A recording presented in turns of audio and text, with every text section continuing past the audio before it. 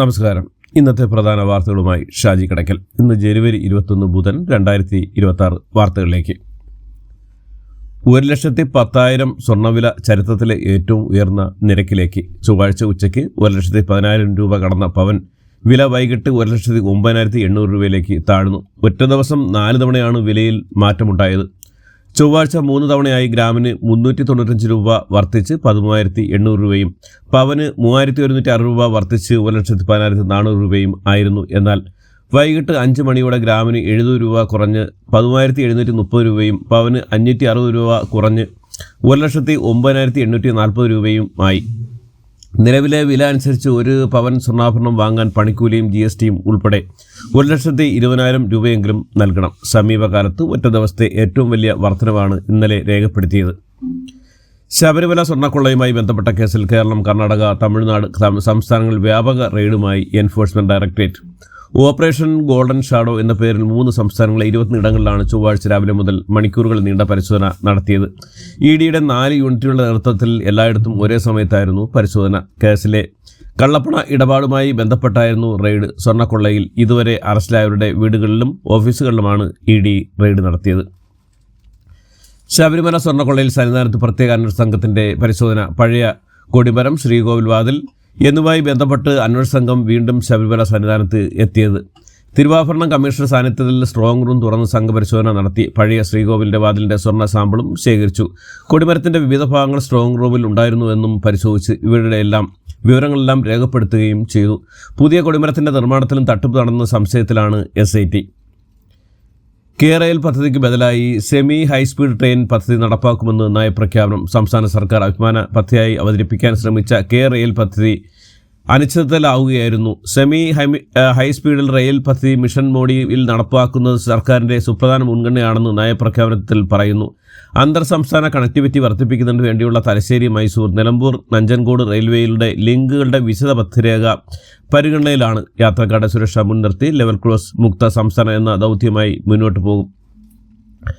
Wayanad township സർക്കാരിന്റെ കാലാപരിധിക്കുള്ളിൽ തന്നെ ദുരന്തബാധിത കുടുംബങ്ങൾക്ക് സമർപ്പിക്കും. മുണ്ടക്കൈ ചുരൽമല ദുരന്തത്തിലെ ഇരകളെ പുനരധിവസിപ്പിക്കാനുള്ള പ്രവർത്തനം ഏകോപിപ്പിക്കാനും പൂർത്തിയാക്കാനും സംസ്ഥാന സർക്കാരിന് കഴിഞ്ഞിട്ടുണ്ടെന്ന് നയപ്രഖ്യാപനത്തിൽ വ്യക്തമാക്കുന്നു.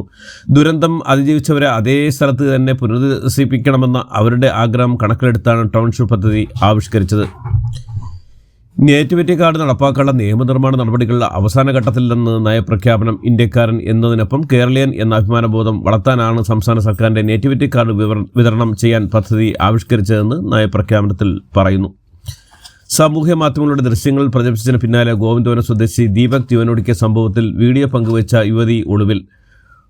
വടകര ചോറോട് വളച്ച് കെട്ടിയ മീത്തയിൽ ഷിംജിത മുസ്തഫയ്ക്കെതിരെയാണ് കോഴിക്കോട് മെഡിക്കൽ കോളേജ് പോലീസ് ആത്മഹത്യാ പ്രേരണ കുറ്റം ചുമത്തിയത്.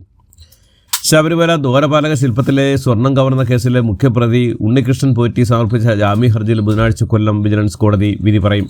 ഹർജിയിൽ വാദം പൂർത്തിയായി. അറസ്റ്റ് ചെയ്ത് 90 ദിവസത്തിനുള്ളിൽ കുറ്റപത്രം സമർപ്പിച്ചില്ലാത്തതിനാൽ സ്വാഭാവിക ജാമ്യം അനുവദിക്കണമെന്ന വാദമാണ് പ്രതിഭാഗം ഉയർത്തിയത്.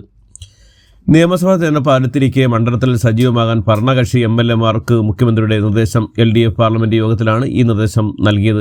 സ്ഥാനാർത്ഥികളാകുന്നതും ആകാത്തതും നോക്കേണ്ട ചിലർ വീണ്ടും സ്ഥാനാർത്ഥികളായേക്കാം. വരും ദിവസങ്ങൾ